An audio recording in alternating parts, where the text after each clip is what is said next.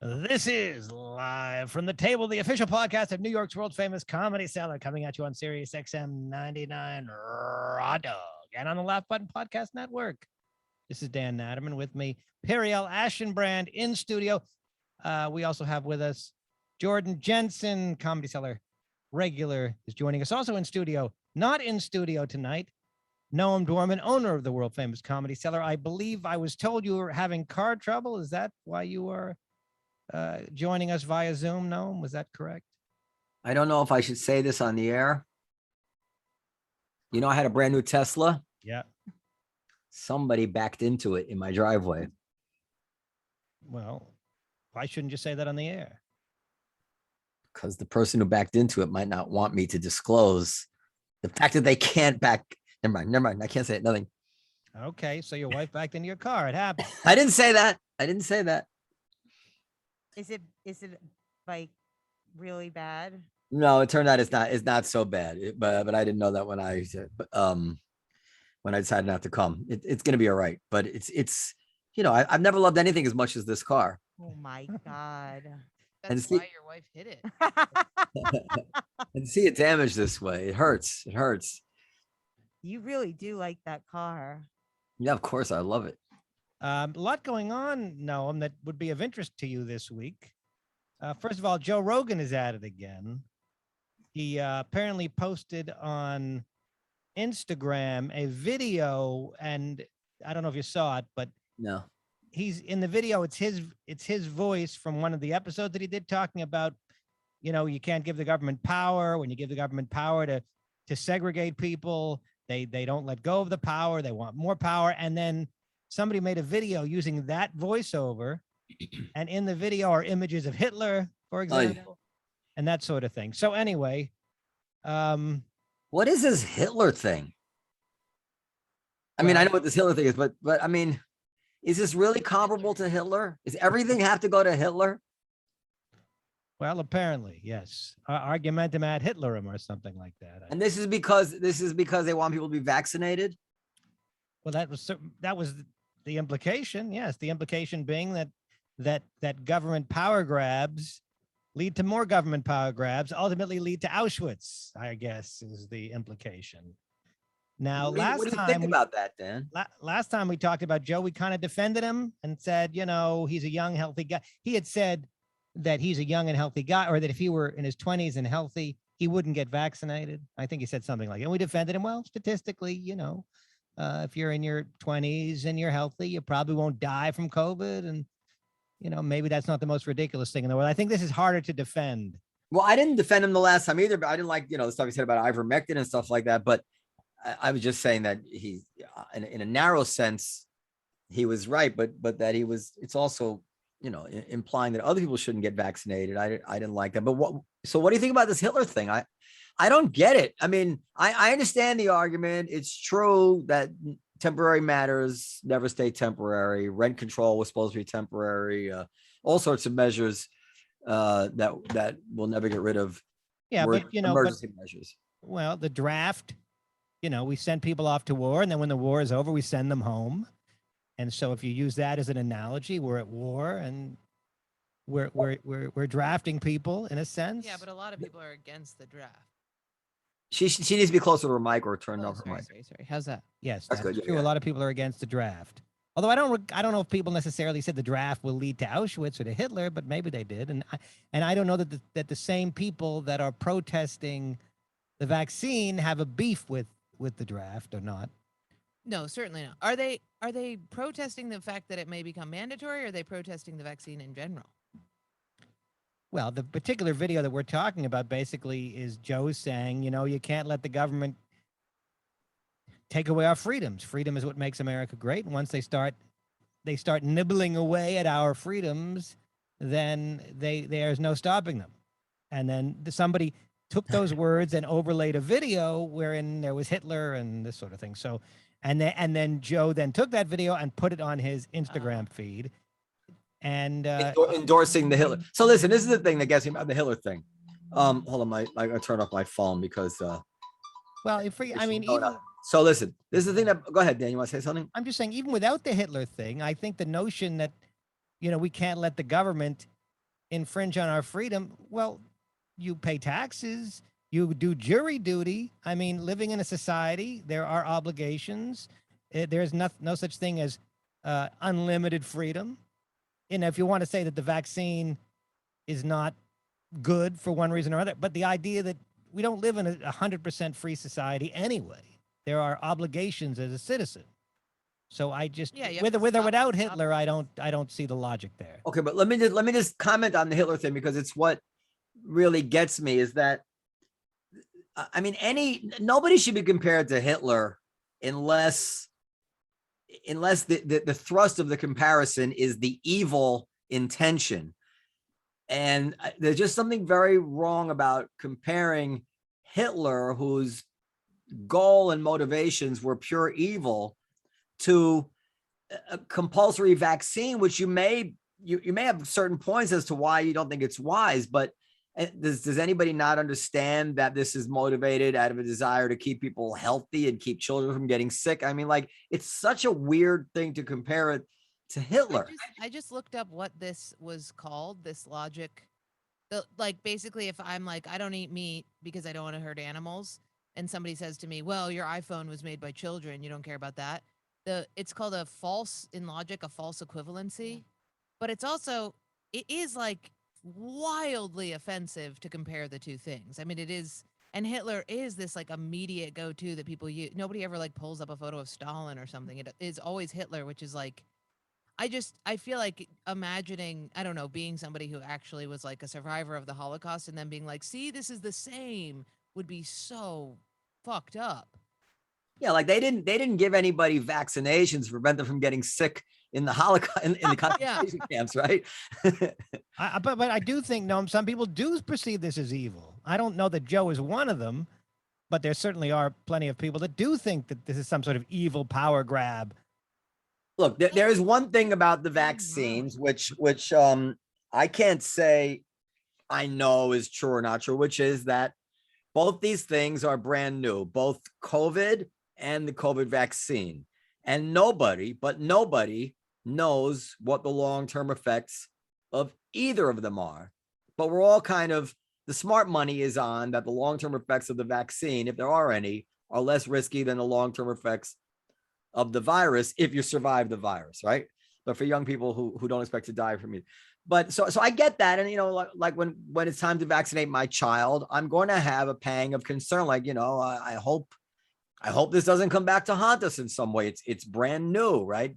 Things have, it's not unprecedented that something turned out years later to have risks that people didn't comprehend at the time they were doling it out. So I get that, but I don't see the Hitler thing. And also, obviously, I said this before in the podcast, but I think it's really an important point. It's not made enough.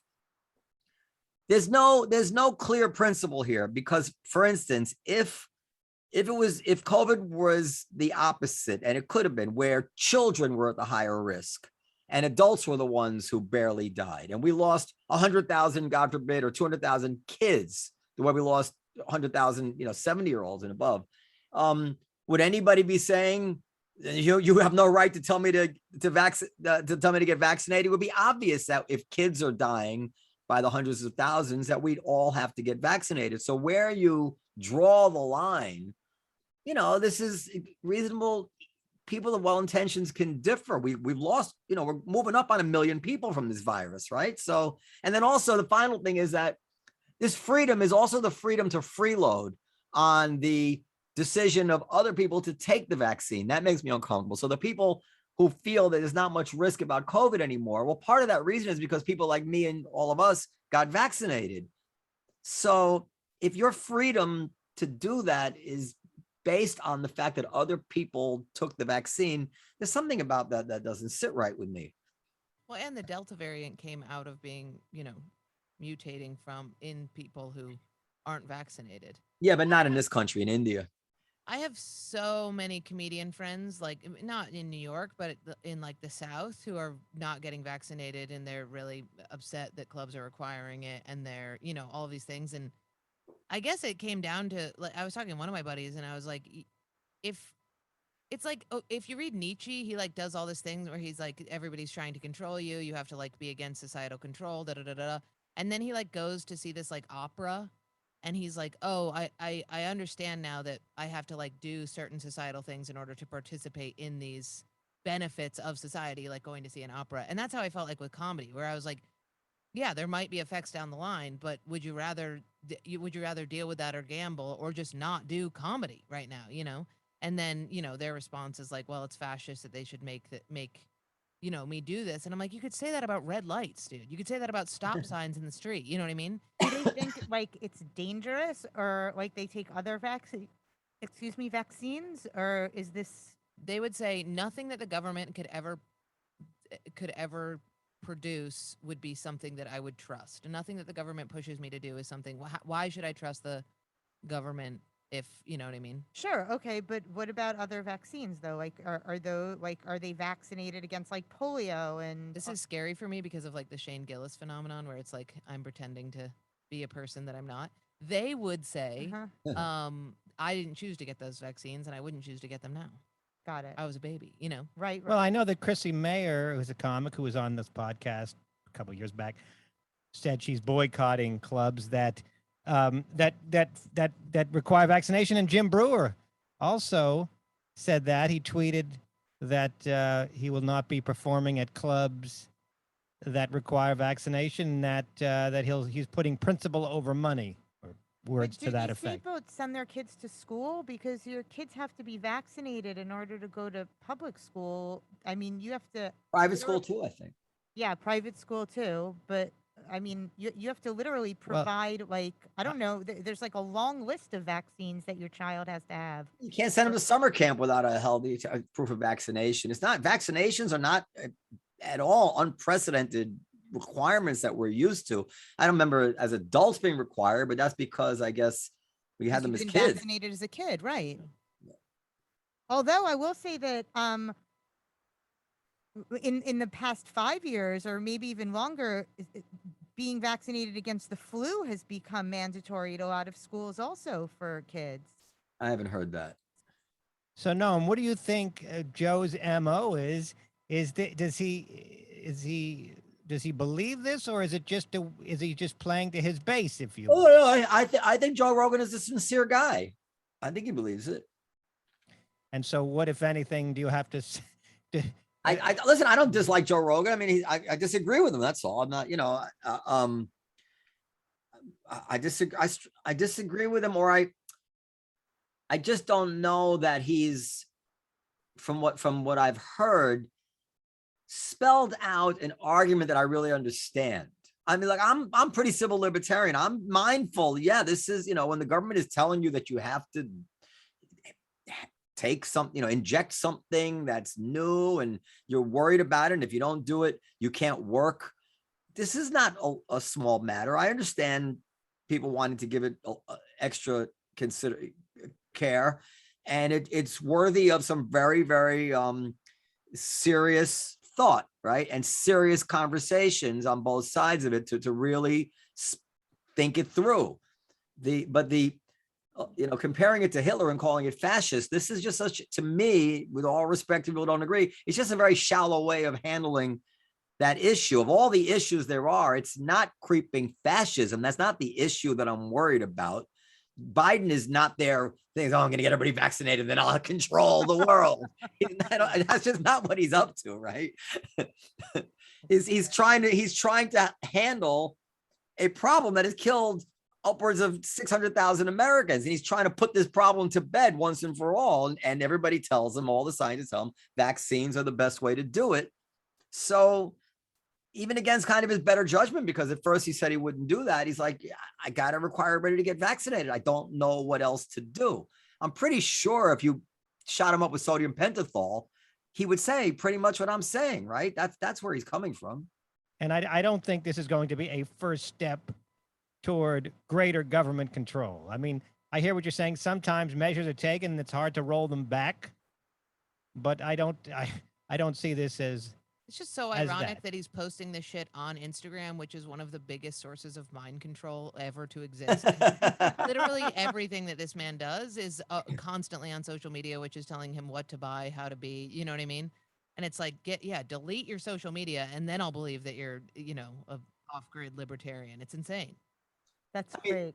The real issue that I think gets attention but not enough are these leaders who promulgate all these rules and then just don't follow them at all. Like the latest was this mayor from San Francisco, London Breed, who I had a high regard for because she handled COVID very well early, like in February or March of 2019, but or 2020, but she was caught in a club with no mask on, right?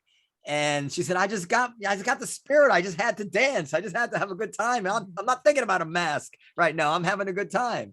This is crazy. Well, it's hypocritical, but that doesn't necessarily mean that what they proposed was a bad idea. Doctors smoke cigarettes and they'll tell you don't smoke, and they do it that doesn't mean that they were wrong to tell you not to smoke. No, it doesn't mean that, but there is something really bothersome about these people who put out rules which are inconvenient, and they say it's for the greater good, and then they don't follow them themselves because they're inconvenient. Well, if it's too inconvenient for you, maybe it's too inconvenient for all of us, and maybe we should reconsider the rules, or maybe you should follow the friggin' rule because you're a leader, and lead by example. It's kind of, something that we've all know you're supposed to do.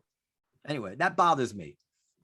No, and there's another something else. I in scouring the news and curating the news for this show and keeping in mind the kinds of things we like to talk about, something else I thought you might be interested in that happened this week. There was another viral video of a white woman, and let me. Is Catherine D here, or do we want to start this? Let's let her in and Tell me about the viral. Well, what happened was this: in Brooklyn at a dog park, apparently a woman told a black couple, a man and his fiance, go back to your hood. She claims that the dog was. Start again. I because somebody else joined the meeting. Say it again. A woman. This woman in the dog park, apparently, it's not in the actual video, but she was accused on video of telling a black couple to go back to their hood. She claims their dog was being aggressive, and she wanted them to, quote, go back to their hood. The man says the dog was not being aggressive. It was a case of mistaken dog identity. But be that as it may, in the video, are you saying all dogs look alike? The woman, okay. The woman is on the video. She giving the finger to the guy, and then it seems to be the woman. It seems to be the voice of a woman. I guess his fiance. It seems to be saying, "Oh, that's, what Karenness, what whiteness," and that's about it for the. And then there's a white guy. He asked the white guy, "Did she just tell me to go back to my hood?" And the white guy said, "Yes, she did." That's pretty much everything that's in the video. Was the use of the word hood like pointed, like using the word hood because he's talking to black people, or was it her own? That's the implication. We didn't see her in the video saying, "Go back to your hood." After she said, "Go back to your hood," the man starts to film her, and the man says, "Did you just tell me to go back to my hood?" And then he asked this white guy, this witness, did she just tell us to go back to our hood? Well, the white guy said, "Yes, she did." And it sounded to me like the black woman said, "Oh, what whiteness, what Karenness," but I couldn't quite make it out. So I don't know if she said that right. Well, anyway, that sounds disrespectful to me. Anyway, well, let's continue. So the woman issued a statement saying she apologizes. She just meant for them to go to another dog park because their dog was being aggressive. There were no racial implications, but it was a bad choice of words. She got fired from her company, some platform, some computer. I don't know what it is. I think it's a computer conferencing software company. Anyway, she got fired. So that's the story. So we've seen this before, obviously. Oh, she got fired from her job. She got fired from her job. They issued a statement like, we don't accept discrimination or racial hatred or whatever they said. And except it being, we don't accept it outside of our office included. You can't, that woman is insane, but it is like if somebody's singing rap music in their shower and lets the N-word fly as the rapper was in that moment, and somebody catches the video, puts it online, and that person gets fired. You know what I mean? Well, I don't know if anybody would get fired for that necessarily. What do you mean? It's like, for privately using the N-word in the shower while singing a rap song, I don't know. But in this case, it seems clear that by go back to your hood, there was a racial implication in that statement. Does she deserve to be fired? Of course not. Let me say, I don't think anybody should be disrespectful racially. I think that's terrible if that's what she said, even in the heat of anger, which I know a lot of people find themselves saying things like that in the heat of anger, and I don't even think that's an excuse, but I wouldn't fire anybody who told somebody to go back to the Diamond District. I'm just not going to, it's not their job. It has nothing to do with their job in the olive tree to fire somebody because they lost their temper and said something disrespectful to somebody. This is a terrible, terrible. So if this woman worked at the Comedy Cellar and there was pressure on social media to fire this person, you would respond how? Well, if there was pressure, I'd have to let her go. I would say that I didn't raise the people who work for me, and I can be offended by them, but this is, as long as they do their job properly for me, I'm not going to get into their personal lives. What do you think about the man in the video, and you didn't see the video, when asked, did she just tell me to go back? What if you were that man? You're in the park. You overheard a woman telling a black couple to go back to their hood. The guy takes out his phone, he starts filming it, and he says to you on video, did she just tell me to go back to my hood? What do you say? If she said it, I'd say, yeah. Why wouldn't I say? Well, you might say, look, I don't believe in online mob justice and cancellation. Leave me out of it. You might say that. What's that? Oh yeah. If I knew everything that was going to come of it, I would not want to get involved. Yeah, I would. Yeah. I would probably be like, this isn't appropriate. What you just did was inappropriate. I would probably not address the camera. I would address the group and be like, y'all do need to go back. No, I'm just kidding. I would be like, you guys, this is insane. And what you just said was super racist and you should watch yourself. And you know what I mean? Like, I probably would try and not be. This is what really bothers me about it. And I made this point before, is that if they found out that this woman slapped her kid, she wouldn't get fired, right? Like was abusive or did, there's a whole list of things which I could probably reel off, which are probably a higher offense than saying go back to your hood, as disrespectful as that is, right? She would not get fired for any of them. Like, she could hit her kid, she could hit her husband, she could steal. There's all kinds of things that she could take somebody for their money. Seems true. Whoops, there's something with the sound going on. Oh, is Kat on the call? I'm on the call, yeah. Oh, introduce her. If someone's any kind of pest in a... Oh, we got to introduce you. Well, if she's been listening, we can't see her though. Oh yeah, I'm keeping my camera off. Sorry guys. I went to Florida and didn't bring a suitcase or anything, so I don't have my e-girl drag on. Introduce her and then let her chime in. I'll introduce her. This is Catherine D. She is an internet historian. She writes about the history of the internet. She can be found on Twitter under the handle Default Friend. Ooh, please, good Twitter handle. You can't read her tweets anymore. They're private now, so I don't know. Maybe that's a story too. It definitely is a story. I became the main character of Twitter a couple of days ago, so I'm laying low a little bit. Well, we certainly want to dig into that, but before we do you have any thoughts about the latest Karen video?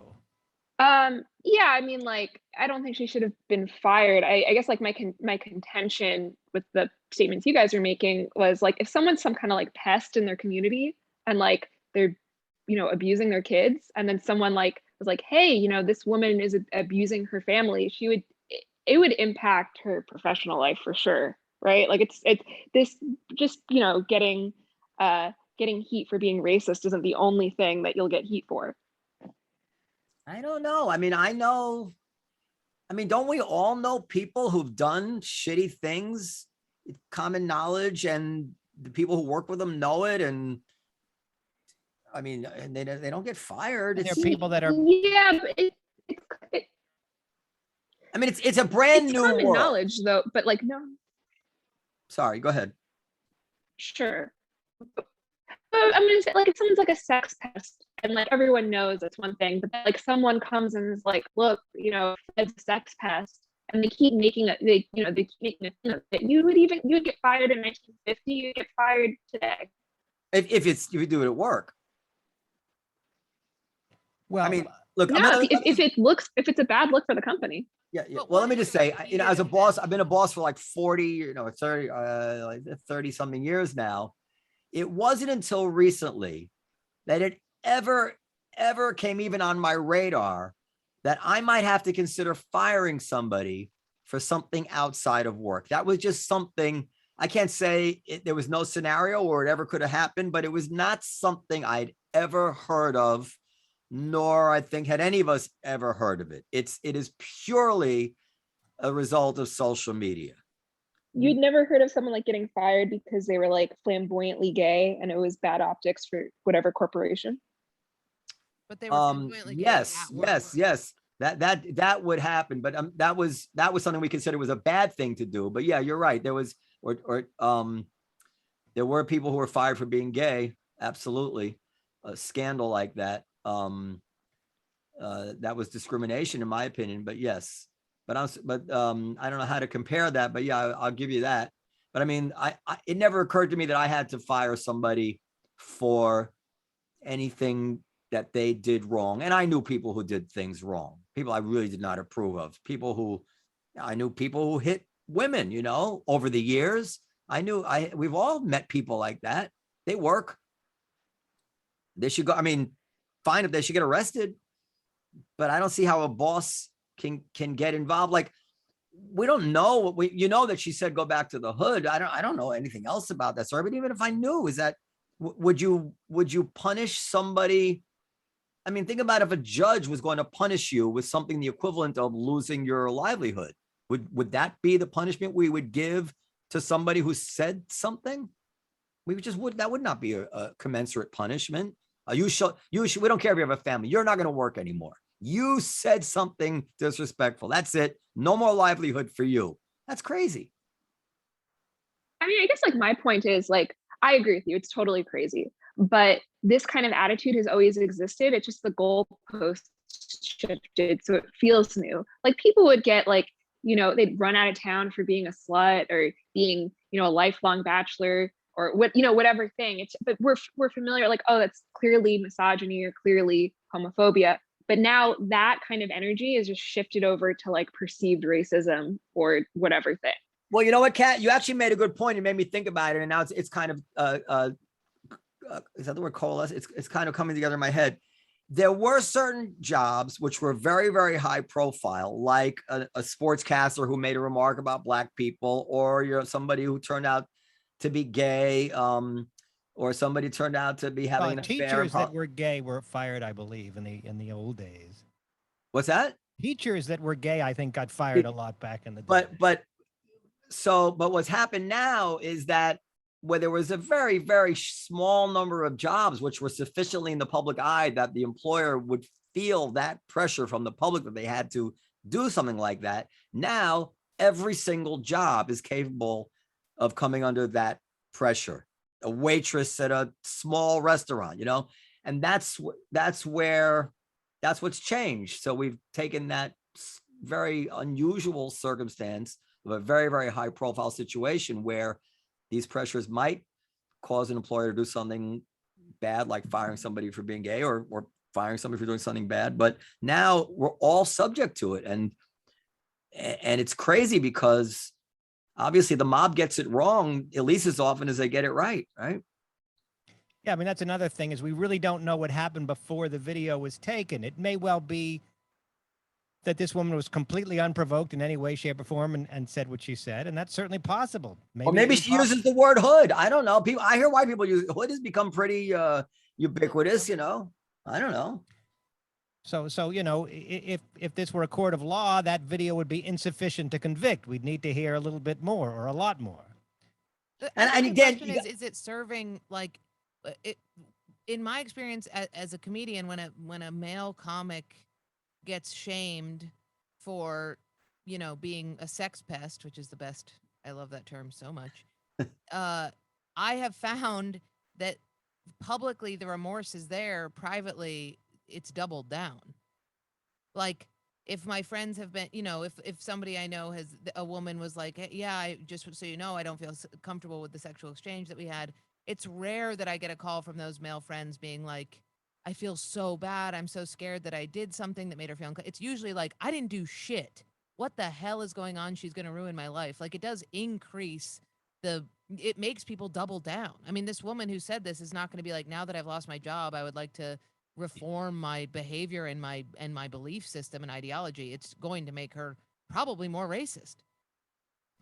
Also, I mean, I gotta wonder if it was reversed and even a white person or a black person said to argue with a Jewish person, "Shalom, get the hell out of here." Would they get fired? Look, I mean, in my life, I've had people say, rude things to me about being. I was working years ago at the Greenwich, Connecticut Haagen-Dazs ice cream parlor, and I gave some. I don't know. I had an argument with a customer. I was a bad employee. I'll admit that. I put the wrong sprinkles on, whatever it was. So somebody said to me, "Oh, Leibowitz over here, such and such and such and such." Oh my god! And I How was they like, know "Hey, you were Jewish?"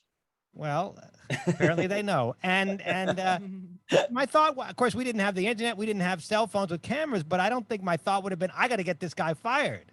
My thought would have been, yes, another asshole, and I deal with assholes every now and then. And there's such a thing as assholes in the world, and I don't. That's right. You wouldn't have been your thought to get the guy fired. All right. So we call you Kat because it says Kat's iPhone. Should we call you Kat? Yeah, you could call me Kat.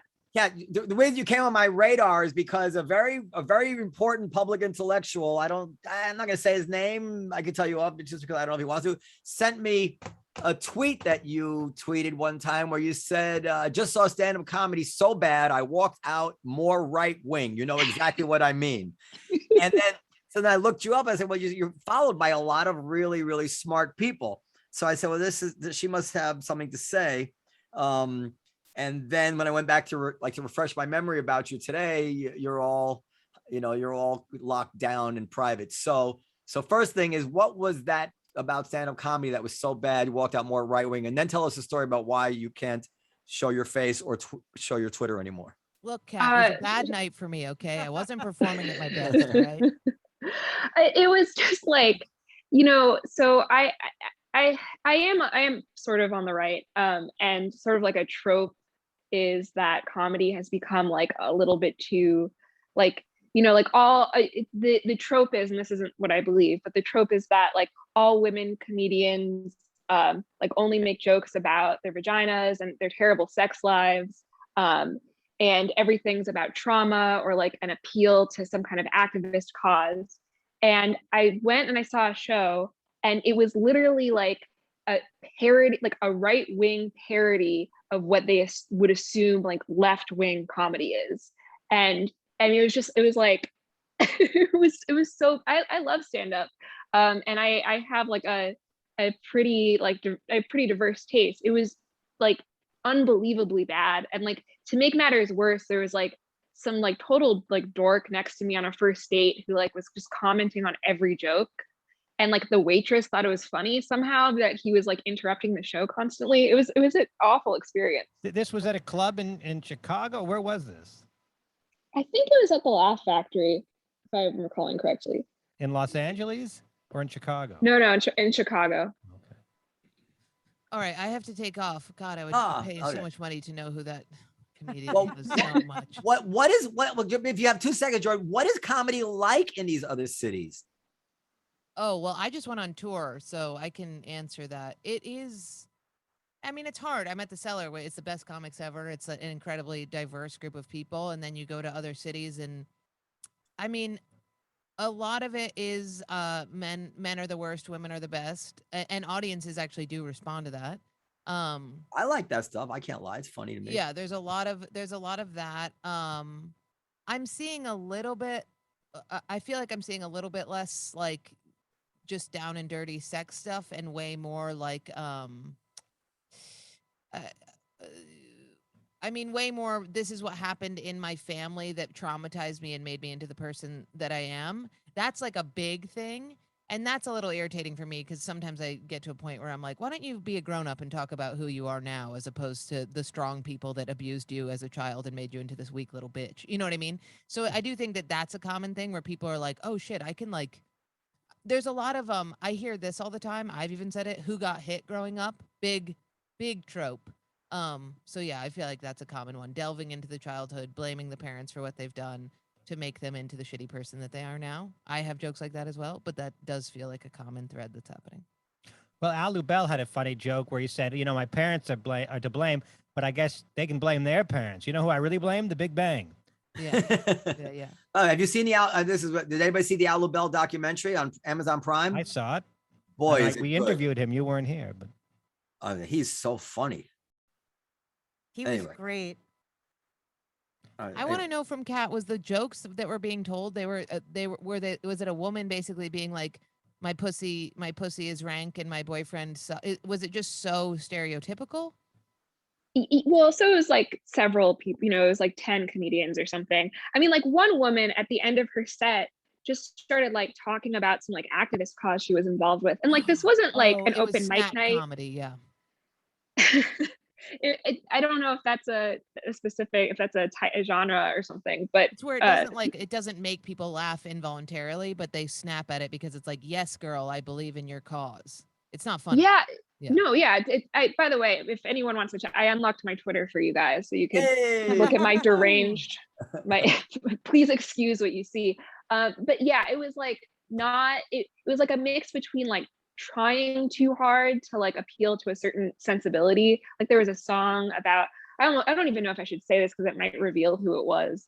But like lots of like, I actually like small dicks kind of jokes, which I also didn't find particularly funny. Definitely not the way they were told. Yeah. Oh, well, so this is so now you've unlocked your Twitter. Look at the people who follow you and explain why. Luke, Nicholas Claremont, who I know, he comes down and hangs out at the Ology. Barry Weiss, I know. Jesse Single, I know. Thomas Chatterton Williams, I don't know him personally, but I know people know him. Okay, we have to say goodbye to Jordan Genta. Thank you. Bye, Jordan. Hi, Noam. See you soon. Thank you so much. Bye, Kat. Very interesting. Bye. I'll make Coleman Hughes. I don't know if you know who he is, but he plays in my band actually. Camille. So all these people, how do they know you? How come Wesley Yang? We've had him on our podcast. How are you so well known? From what? I think from my writing, I hope. I also have a podcast. Well, who am I kidding? No one listens to my podcast, but I think these people follow me because of my writing. I have to start reading your stuff, and I apologize that I haven't. So tell us how you got in trouble with Twitter. Oh God, it's such a boring story, but I tweeted something that got misinterpreted.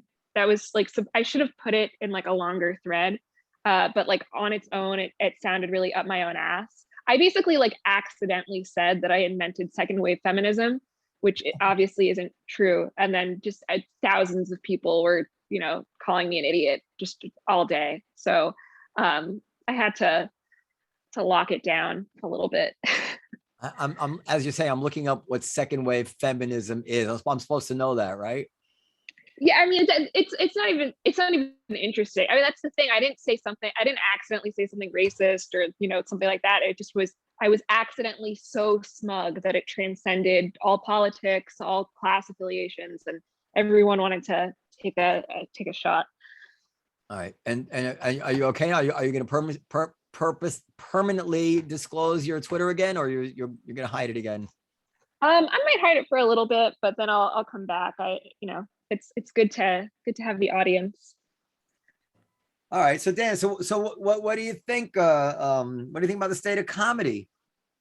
Well, I'm not, I don't necessarily have a good read on exactly what these jokes were, because she's just saying that they were kind of talking about, I don't know, but yeah, I mean, I get the state is it's there's good, bad, and different types, and there's certain things I don't like. I don't like any jokes about women earning 70 cents on the dollar, because I think the whole premise is bullshit. What do you mean? Pardon? What do you mean the whole premise is bullshit? I don't believe women earn 70 cents on the dollar for the exact same job because they're women. They do in my place. So any joke about that, I don't like. I do not find audiences particularly uptight in New York. Everybody thinks people ask me every day, comedy must be so like thrown off by this woke stuff, but I don't find that the audiences really get offended. Do you? Well, yeah. I mean, I had that joke, like I said, about George Washington, and we talked about that, and Well, I mean, they didn't get offended. They got a little uncomfortable because you talk about slavery, but yeah, that joke might have put people a little cautious 10 years ago. It wasn't like, I mean, it's. You're saying there's nothing new. Yeah, I don't think it's new. I don't know. I have a joke about rape, and you say the word rape, and everybody really sort of tightens up. I think that there's topics today that wouldn't fly 10 years ago, that flew 10 years ago that wouldn't fly today, like Eddie Murphy coming on stage and saying, "I don't want no faggots looking at my ass when I'm up here." Yeah, but I don't, as unwoke as I am, I don't regard that as a negative. I'm happy that he's not telling that joke anymore, right? That's not, I mean, yeah, not every movement is a movement for the worse. Certain sensitivities, even I will admit, I'm happy that we're more sensitive to certain things. No? Yes, no, I agree with you. I'm just saying that audiences are sensitive to things they might have not been sensitive to 10 years ago. Maybe they're things 10 years ago that they were sensitive to that they would be less sensitive to now. As overall, I don't think the state of comedy is in decline because of wokeness. So I'll agree with you there. Aren't there a lot of comics, perhaps you're one of them, but maybe not, that I've heard say that they don't like going to college at campuses? No, I don't. No, I'm not one of the people that have said that. Seinfeld said that. Others have said that. It may well be. I typically don't get invited to colleges. And yes, they can be politically incorrect, and they can politically correct, and they can be difficult audiences. But I never said, they pay well, so I'll go, and I'll figure it out. I'll give them the shit that they want. Catherine, Kat, you there? Oh, You're muted. You there? okay. Hi. Yeah, I'm here. I'm here. I actually did just read an article that you wrote. I didn't even realize it was you, about these women writing these like homoerotic stories about characters and stuff like that. Yeah. Yep. Slash fiction. I write a lot about like online fandom. So apparently there's a huge thing where people write like porn about like Captain Kirk and Mr. Spock and whatever. You're like, Jerry and George, or what, I can't even imagine what it is. I would love, I wouldn't love it, but I'd be curious to see who the Seinfeld fan fiction writers are. But yeah, it's mostly like, it's stuff that's a little bit easier to eroticize, like Harry Potter or Twilight or that kind of thing. Anime. And it's a big thing now? I mean, it's been a big thing since the 70s. I never heard of this. Well, Noam, he's not necessarily abreast of all the latest trends. I didn't know that on Reddit, people will sometimes write stuff like that about, like, somebody I know, like important CNN personalities or whatever. I know that there's just like this creative writing thing where people will take a character and just, use them in fiction, as it were. And I've seen that, but I haven't seen this kind of like with two characters from this, like Murray and Mr. Grant or something, if you're old enough to even know that reference. Rhoda and Mary. No, and we cannot see her image, but her voice does sound young. How old are you, Kat? Well, let me guess before you answer the question. Her voice seems 20-something to me. That's right. I'm 29. Okay, so I got in that would have been very impressive had I said 29, but definitely felt your voice was in the 20s. How old would you say I am, given my well, never mind. You can see. She can see you. She can see me. She can see the gray. 5 years ago I had no gray at all. Then all of a sudden, it just started to take over. I just to change the subject, because we have no particular subject. Well, we do have some subjects, Noam, that I had submitted to you. Go ahead. You do your thing. But can I just do the thing I was? Yeah, go ahead. So I read an article today. Maybe it was in the Times, and it talked about Tarrytown, New York, which is a town near me, and was lauding the fact that it was so diverse. Tarrytown is very diverse. But the reality of Tarrytown, and it struck me that diversity, which can be very beautiful, is now meaning something different. So Tarrytown is a town which is kind of like has like low income and high income in the same town, and it's kind of like a town, in my opinion, right before like white flight takes over. Like we've seen this kind of thing before. It's not diverse in the sense you have people of all different races in a community together, socializing together, living as one and a community in that beautiful sense of the word. It's diverse only in the fact that within the geographical lines of, it's almost as if they're talking about like if the two sides of the railroad tracks are within the same town, that's diversity, right? And I just thought that was extremely shallow, the way they're almost on the verge of saying that diversity is no different than a town which is quite segregated, because Tarrytown is quite segregated, even though, and they call it diversity just because of a census kind of thing. And it just struck me as a very oblivious to what the concept of diversity really should mean. Well, were they saying it's a diverse town in a positive sense, or were they just simply stating a in fact? A positive sense. It's a mixed grill here. Yeah, but that's not. But I'm saying that the word diversity to me has a connotation which has to be beyond the fact that you can count up people of different races within a geographical area.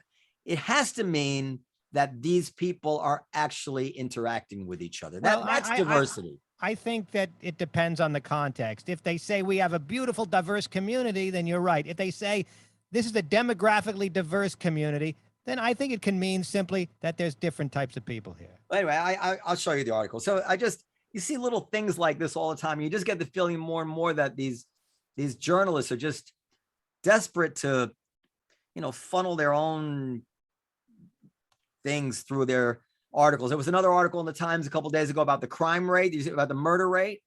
It says like the murder rate has tripled or gone up by 30%. And then the subheadline is, but other major crimes have gone down. And but in the article, they never mention any of what the major crimes are. They put that down. They put it in the subheadline almost as if just like to soften the idea that murder's gone up because, right-wing people mouth water to hear that murder's gone up because it makes their point for them.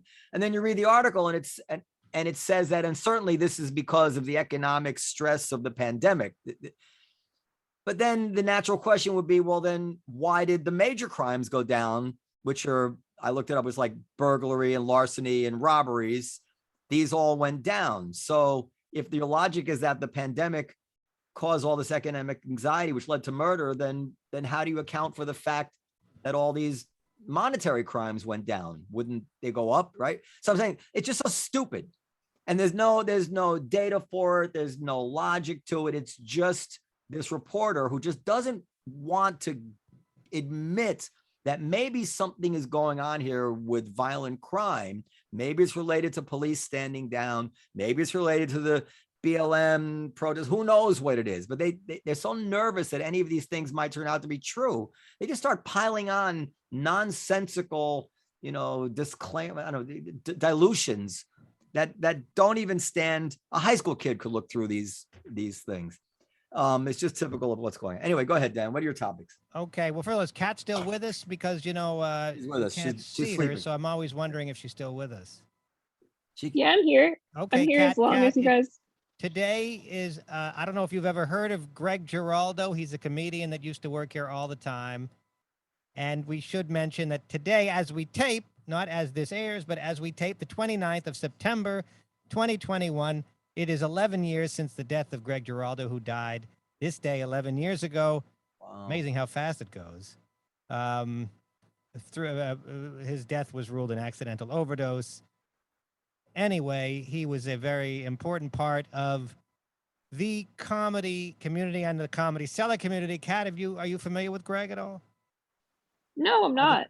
The 29-year-olds, I guess, maybe wouldn't be. If you are a comedy fan, it might be worth your time to go on YouTube and check him out. But Noam, what do you think would have become of Greg had he lived? Where do you think he'd be today, if you care to? Well, I mean, if he had lived and was healthy, because he had bouts with substance abuse long before he he overdosed.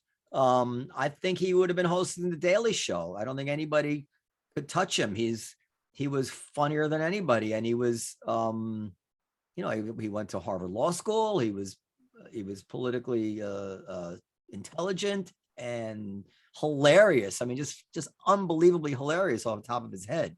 He was a rare talent, right? You agree with that, don't you? I agree. I handsome. To say that he'd be hosting the Daily Show is tricky because the Daily Show hires who they hire. They hired Trevor Noah. Nobody saw that coming. I don't think you would have ever predicted that. But there was no heir apparent to Jon Stewart, but Geraldo would have been his heir apparent. Well, again, it's up to the powers that be at Comedy Central to say he would have been hosting the Daily Show. I think he certainly Hispanic, and he was Hispanic. So even if they were looking for diversity, he would have qualified.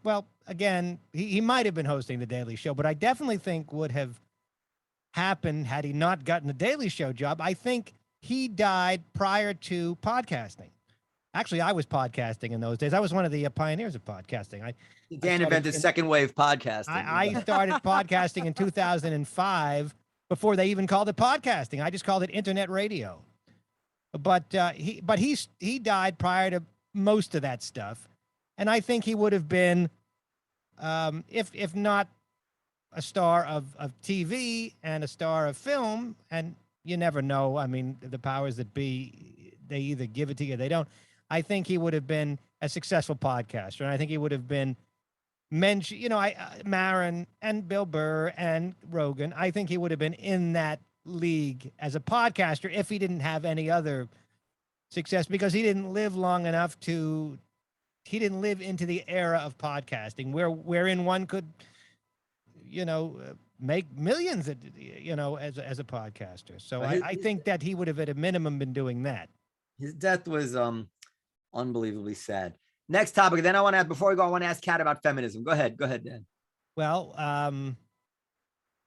Brian Laundrie is still on the lam. Last I checked, that is the boyfriend of Gabby Petito, who went missing and was found dead in Wyoming. And of course, there's been overwhelming attention paid to her, and that in and of itself has caused backlash, because why are we paying so much attention to the young white girl, and when there are so many people of color and people, American Indians that have gone missing? Anyway, he's still on the lam, and Dog the Bounty Hunter thinks that he is still alive, and Dog the Bounty Hunter claims that he is closing in on Brian Laundrie. Well, Dan, I have to admit, I have absolutely no interest in these gossipy murder stories. Okay, so ask. My wife lives for them. My wife lives for these stories. Your wife could probably solve this. Well, I find it pretty interesting. I think there's a good chance that Brian Laundrie is dead. I think there's a good chance of it, but I wouldn't. Here's an interesting thing about this case. If you notice, it's always journalists who are like complaining about how the other murder cases don't get coverage, yet they are the ones with the power to pitch these other murder stories. That's right. Well, also, look, you can cover a story. That doesn't mean people are going to pay attention to it. So my big thing since this all began is people are saying, well, we should cover everybody. Well, the first point is that there's just not enough time to cover everybody, and people wouldn't pay attention to it. But how much does covering this, how much would it help to cover these cases, especially if people aren't paying attention? And you can't make people pay attention. People pay attention to this case. They're fascinated by it. No, but what was that show with John Walsh? Yeah, no, they caught a lot of people. What's it called? It was called Unsolved Mysteries. No, America's Most Wanted. Yeah, America's Most Wanted. I mean, I think media attention helps a lot. It does help, but can you give every case attention? And is there enough people? No, but I don't think they're saying give every case attention. I think that they're saying there's overwhelming attention given to white girls, that not even a fraction of that is given to the overwhelming number of girls of color that and boys probably that go missing. I suppose, but I do wonder how much attention, even if every day at the 10 minutes at the end of every newscast they talked about that, how many people would turn the channel, how many people would be interested. How come they stopped putting it on milk cartons? Also when you focus on crimes that are maybe in the Black community, people you can't win. You can't win. You can't win. But I will say this: I was sitting in the window of the olive tree the other day, and I was watching the street. And New York's changed gradually, and I noticed, and I started to like pay attention to the various ethnicities that I saw on the street, walking in groups. And there was so much, just groups of mixed race people walking together, socializing together, laughing together. It was really heartwarming. It really was beautiful to see something that that I've been worried about, but many people worry about, like, will we be a multi-ethnic democracy? Can it really work? And what I was seeing on the streets of New York, it really did seem to be working. And there's something about this constant focus on everything bad, which I'm not saying we shouldn't be aware of the things that are bad, but we are missing. I don't think there's sufficient awareness of just how many good things there are in terms of relationships between people, at least in New York and in many places, I'm sure. Things are not nearly as bad as you would think by just reading whatever the journalists are. Can I just quickly say something about unsolved mysteries? You're certainly correct, Noam. I don't mean to give that short shrift. Yeah. I do a quick thing about unsolved mysteries. Yeah. I mean, America's Most Wanted. I'm sorry, America's Most Wanted. I assume, and I don't know this, that they culled various cases and picked ones they thought would be the most interesting to put on America's Most Wanted. I don't know this, and I don't know how John Walsh picked and chose the cases that they highlighted, but they didn't highlight every case. And I assume they highlighted the ones that the public would find most interesting, that were the juiciest or the most interesting cases. I don't know, but people watched America's Most Wanted because they were interested in it. So the bottom line is, if people stopped watching it, they would have yanked it off the air within seconds. And so the question is how much do people want to pay attention to stories about the missing? And there's a limit. I don't know what that limit is, but at some point they're going to stop watching. Okay. I want to say that, Noam, I can't believe how sentimental you're getting in your old age. I think it's very sweet. And I would propose to you that maybe you come up every show with a heartwarming story to share with our listeners. Did I mention I just took ecstasy? And the other thing I have a question about is, Well, but is it on topic? Because as I said, Yeah. Periel, you're not authorized yes, it's on. to change topics. And Noam had a question about feminism. He wanted to ask Kat. It's on. Yeah, I want to close it because so Kat, Yeah. as a right winger, there's Yes. a very open-ended question here. What's your take on feminism? What does feminism mean to you, and where has it gone wrong? And then Periel will disagree, and then we'll go home. Go ahead. Geez, I mean, this is a big question. I mean, I think like feminism mostly has turned into, like, it's not specific to like women's needs. It's mostly about getting women into the workforce, which originally served its purpose, right? Because you need equal pay, you need equal mobility to escape abusive situations, abusive families, abusive husbands. But now we've sort of restructured everything. So it's a woman's life is viewed through solely through this lens of like the professional rat race. And we've deprioritized everything that's unique to womanhood. We've deprioritized it or made it really hard to lean into, excuse the language. But I mean, like, what's wrong with like feminism at large? I mean, that's a really difficult question, right? Like, there's a million things, but there's also a million things that have gone right. So I think that's a whole podcast. Am I wrong to feel that feminism now is seeming to stand for an extremely protective attitude about women that we just wouldn't have about men? It's almost like, for instance, this woman that Chris Cuomo apparently squeezed the butt of a woman at a bar in front of her husband 15 years ago.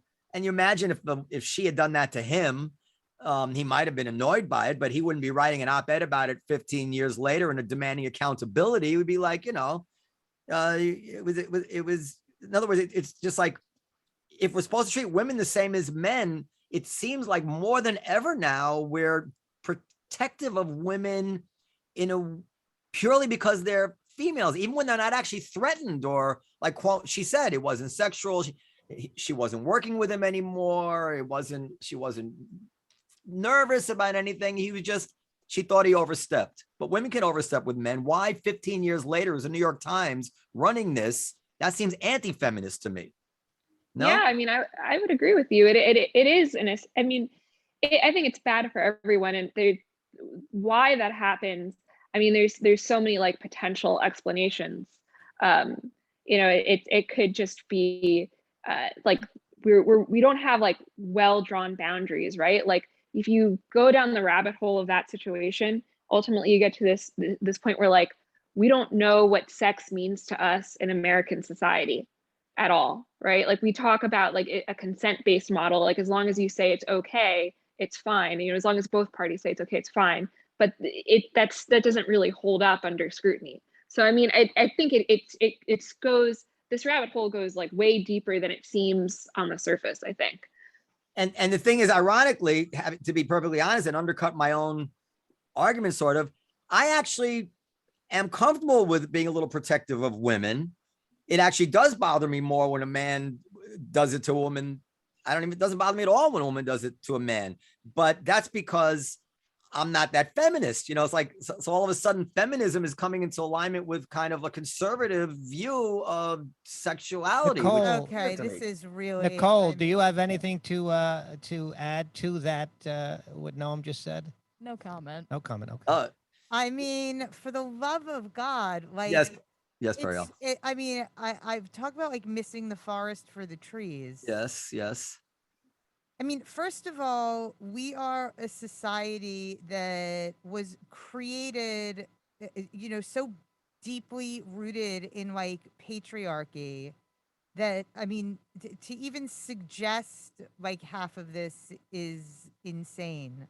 Can you? I mean, you want me to be more specific? It's like, No, I understand 100% what you mean. you do? Of course not. You didn't say anything.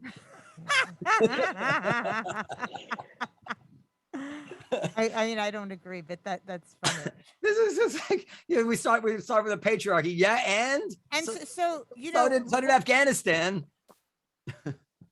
I mean, it goes back a little bit to what you said, Dan, about how like you don't like these jokes about how women get paid less than men, which you may not like those jokes, but the truth is that, our rights are far from equal, and women continue to experience, things that would never happen to you guys.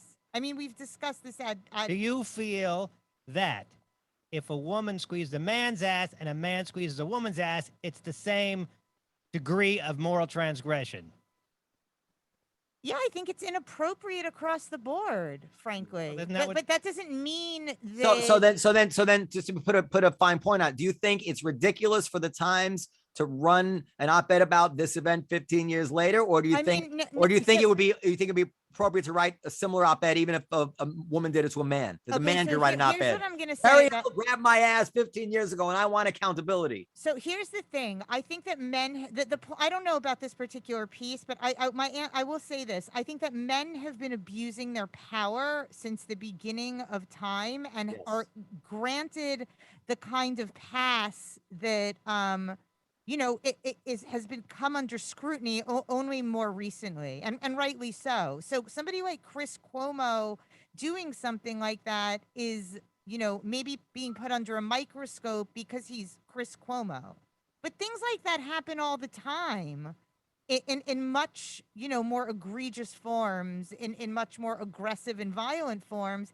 And nobody says shit about it. And I think that's really the problem. And also this thing about protecting women. You look at a lot of these companies for maternity leave. I mean, it's non-existent. And what about paternity leave? I mean, if you want to level the playing field, I mean, men don't get any time off in this country.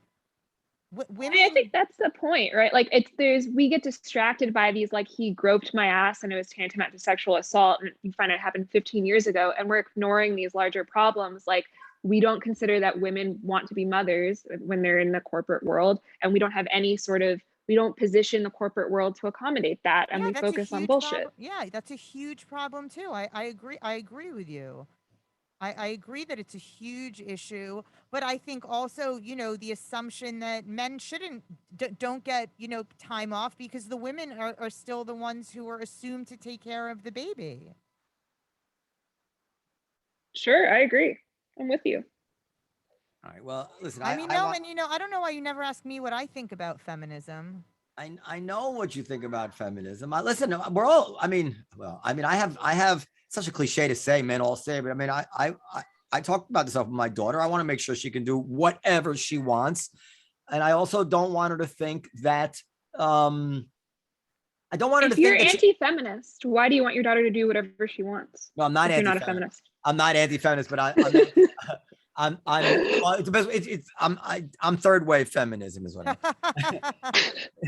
No, Noam de Beauvoir would be so proud. Listen, I'm for equal rights for people, and there was a time when that I guess would really mean feminism, and of course I want my daughter to have. But what I don't want her to think is that she's a blank slate. I don't want her to imbibe this notion that men and women are the same and that there's no such thing as femininity. And if she is feminine, it's a social construct and she's being brainwashed and blah, all this anti-scientific stuff, to tell you the truth. She gets that pressure at school. She's coming home with this stuff.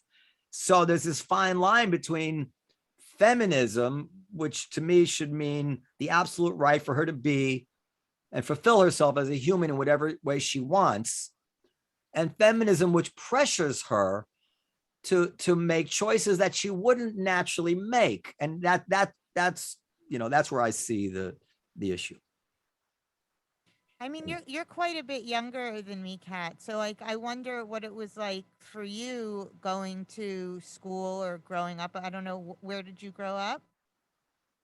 I grew up in South Florida. Okay. So, I mean, did you feel like, there were certain things as a kid that, you quote unquote weren't supposed to do because you were a girl, or were there certain things that were for girls and certain things that were for boys? Or did you feel like that wasn't so much of an issue? I mean, for me, it felt like the issues in my community were like more based around class than they were around gender. It didn't even like clock for me, until I went through puberty that like I was a girl and that I'm somehow different because of my gender. Like there was no delineation. I do remember in elementary school in the band and in middle school, for some reason, there were no male flute players in our band. The women played the flute and the clarinet, and I played the trumpet. The men played the trumpet and the sax, and the drums were all men. I don't know if that's because the teachers pushed us in that direction or we naturally chose it. I suspect we were pushed in those directions, and I don't know if that would be the case in a school band today. And in high school, there was Regina Valentisi was her name. She I think she became a professional musician, but she played the saxophone. And I remember thinking, what the hell is she doing playing a sax? Who does she think she is? But because I had never seen a female sax player. But Noam, you're a musician. Are women pushed into certain instruments, and is that changing? I don't know. I mean, when I used to go to a classical music camp, there were plenty of women who played the cello and played the violin, but not so many women that played the trumpet, and there weren't that many men that played the flute, but there were some. But so I think, yeah, the higher the pitch does seem a little more feminine somehow. I don't know. There is something to what you're saying. But I don't know if in school bands today, if it's any different, if or how that's played out, because I don't have kids, but I mean, there are certain realities of instruments that some are harder to play. Sometimes you need bigger hands, things like that, like the string bass, double bass. You have to be big to play that. So you wouldn't expect to see men. You do see some, but it's hard for an average female to play that instrument, And so I don't know. Maybe that has something to do with some of them. I have no idea. But certainly violin. Well, I do suspect that maybe some of the women were encouraged to play certain instruments that might have had something to do with it. That maybe wouldn't be the case today. I don't know. Yeah, and then when women play the piano, I don't know, but then I think you're right. There's something to that. Anyway, all right. Well, Kat, it's been nice to meet you, but the thing is, usually we do it either in person or somehow when I Zoom with people, I feel like I'm meeting them, but actually having just a blank, this is the first time we've ever done this, right? A blank Zoom screen. I didn't feel like I got to know you. Although as I'm Googling and everything you write and everything, I would really like to get to know you. But you live in Chicago? Yeah, feel free to reach out anytime. I'm gonna come to Chicago. But anyway, maybe I will be in Chicago opening for Louis C.K. And I don't know how you feel about Louis C.K., but I will be there in November, and I can let you know. No, but when you come to New York, Sure. I can get Coleman Hughes to come down. You should come hang out at the Comedy Cellar and meet everybody. It's funny we say Louis C.K. because the first thing I thought of when they wrote that article about Chris Cuomo squeezing this woman's ass, my first thought was, well, Louis wouldn't have done that. And it's true. Like Louis does what he did, but Louis would never put his hands on somebody aggressively like that, So I don't know what's worse.